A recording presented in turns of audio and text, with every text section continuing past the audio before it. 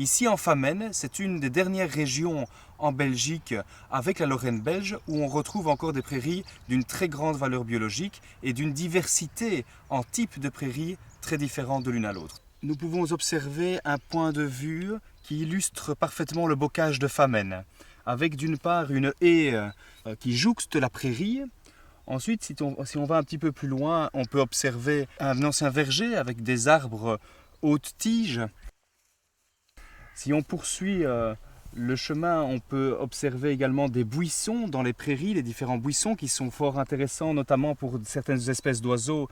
Et puis on observe, au-delà de la prairie, eh bien, toute la partie boisée de la Famenne.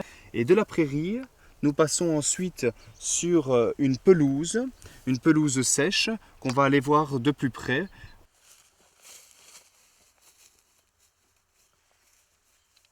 On est dans des sols peu profonds, des sols qui n'ont pas été fertilisés à certains endroits, mais qui offrent justement la possibilité aux espèces botaniques de s'exprimer. Donc une région pauvre est une région riche en fleurs.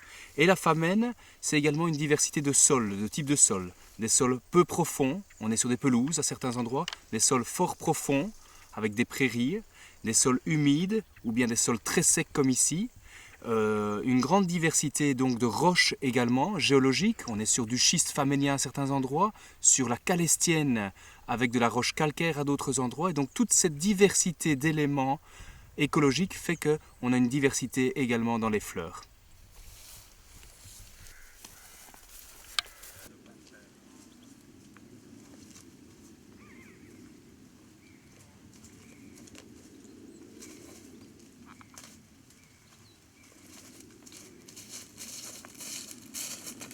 Nous voyons ici une belle haie arborescente. Cette haie permet effectivement à beaucoup d'espèces de se réfugier. Quelques espèces de joncs. On entend sous nos pas qu'on est dans une prairie humide, on est passé dans un autre milieu. Et on observe ici eh bien, une mante aquatique. Une mante aquatique qui est une espèce évidemment typique.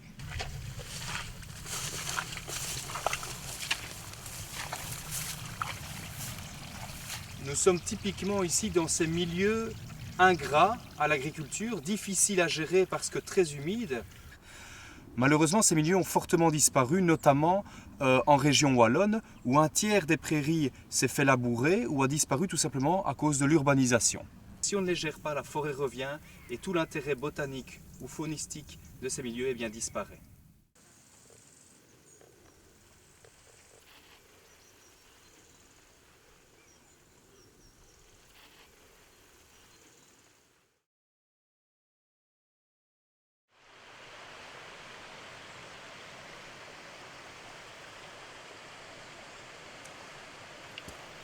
Bienvenue sur les coteaux de Vieux-Ville. Donc on est ici sur un vaste réseau de pelouse calcaire à Ferrières. Donc Ferrières se trouve, une partie de Ferrières sur la Calestienne. Donc cette étroite bande calcaire au sud de la Fagne et de la Famenne. Donc tout le paysage qu'on voit derrière moi, ce sont des pelouses calcaires. Donc une espèce de prairie relativement rare chez nous en Wallonie.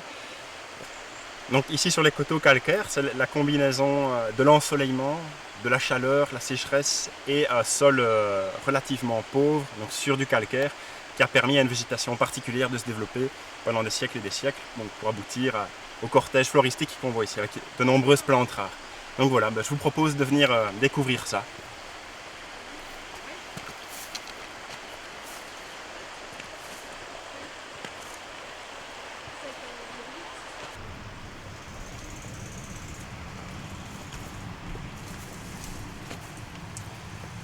Et voici devant une grotte que l'on va dissoudre le calcaire et créer des fissures, des crevasses, des grottes parfois. Et donc tous ces replats, ces massifs rocheux sont autant de micro-habitats qui permettent à des espèces différentes de subsister. Tout ce coteau qu'on voit déboisé ici était encore boisé il y a quelques années. Si on remonte plus longtemps encore, donc au Moyen-Âge, il n'y avait pratiquement pas un seul arbre ici. Tous ces terrains ont été déboisés au Moyen-Âge pour faire pâturer le bétail. Donc les moutons, les vaches pâturaient ici. Localement sur le talus, malgré la pente et la roche, il y avait quelques petites terres de culture. On retrouve d'ailleurs des tas d'éperlements comme on en voit dans les Alpes. Et puis au début du siècle dernier, tout ce pâturage a été abandonné parce que l'agriculture se modernisait et que l'exploitation de ces terrains n'était pas rentable. Quand ça a été abandonné, ça s'est spontanément, donc naturellement, reboisé. Donc ça a duré un siècle. Pendant un siècle, plus ou moins, le coteau ici s'est reboisé. La pelouse avait complètement disparu. Donc nous voilà maintenant 4 ans après les premiers déboisements. La pelouse calcaire est en train de recoloniser le site petit à petit, à l'aide de moutons, des moutons rustiques. On peut apercevoir là au loin, on va aller voir maintenant.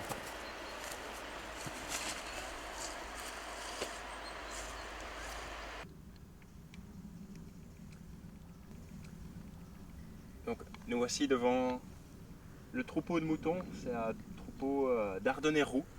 Des moutons très rustiques et adaptés au pâturage en pelouse sèche. L'entretien de ces milieux naturels par des moutons donc, permet l'entretien d'un patrimoine qui serait perdu sans cette forme de gestion.